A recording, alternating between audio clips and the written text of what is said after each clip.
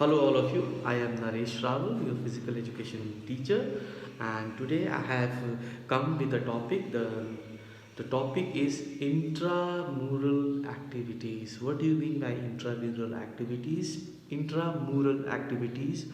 What are its aims or objectives? So, and what are the things required to organize intramural activities? So, there are two things, intramural activities and extramural activities. Today, I am going to tell you about intramural activities.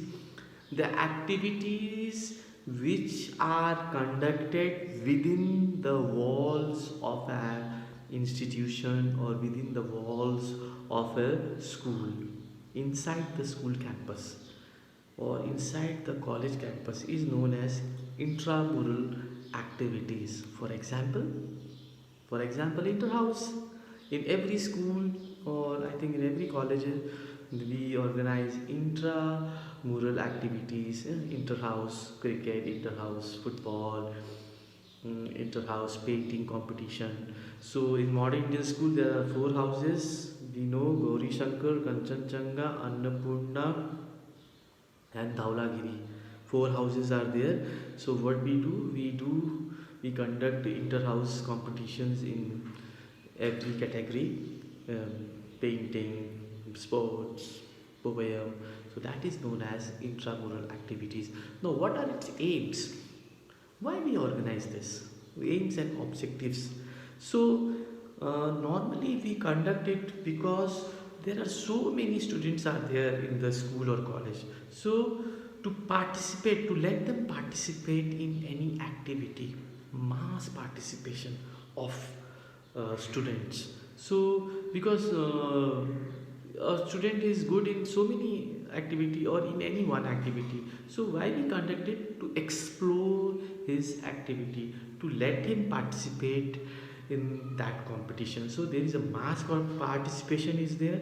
First of all the students to participate in that. The second thing I have already told you, to create interest or develop interest or to explore his interest in that activity, specific activity. If a student is very good in art or in no debate, but there is no activity going on in the school, so what we are doing it, we are organizing a painting competition or debate competition. Students are going to participate, and what is going on, we are developing or creating an interest also. There will be an inner inside that, "Oh, I want to participate in this painting competition, I'm good in that." So to develop or to create interest in that activity or in any sports. So these are the things. And also the aim is to identify the talent. The third point is to identify the talent uh, students of the students, like some of them are good in football, some of them are good in music, some of them are good in in any activity, but we don't know. But why after organizing it, we know, oh, this boy is good in, or this girl is good in football, this girl is very good in singing activity. So the aim is to find out the talent also of these types of tournament or these types of intramural activities, to find the talent. And the last is to develop social values among the students. Now what do you mean by social values? When we participate in any tournament, when students participate, they participate in a proper way, in discipline, teamwork. That suppose if you are participating in a table tennis tournament, so there are some rules and regulations of tournament. We are following that rules and regulation, so it makes the person to be in a disciplined way, to behave in a disciplined manner. The second thing is the teamwork. If it is a team championship, there is a captain, there are players, they are working with each other, and also working with the teachers also. Teachers are also involved in it. Every house there is a house in charge, teacher is there. So teachers, students, leaders, leadership values, social values, all comes in that. Discipline, coordination. So that is why intramural activities are very important. So objective I've already told you, mass participation to create interest or to develop interest among the students.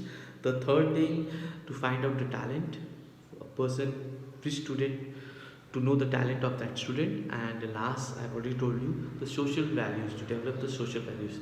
And now the question is, what are the things required to organize intramural activities? So it's very simple. First, what we do, we divide the students in different houses. That is also the first part.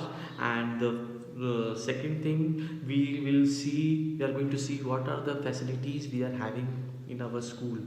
Okay, if we have a ground, if we have a table tennis hall to organize it, or if we have a badminton court, so we need to see the what are the requirements, uh, whether we can conduct that intramural activity in our school campus and or not. Then what are the funds required, how much amount it will cost. If it requires, it is very expensive, out of budget, then we cannot do so. We have also to look about the funds available in our inside the school campus, and also the supervision of the teachers. It also conducts, we provide teachers, assistant teachers to every houses. So these are the requirements. So division of the students, I mean division of houses. And the second thing, I've already told you, funds, what are the funds required, what are the facilities required, and last is the supervision of the teachers, you can also say, by the teachers. So that's all for today's topic, intramural activities. If you have any problem, any confusion, please do write to me, or you can call me also. Thank you very much.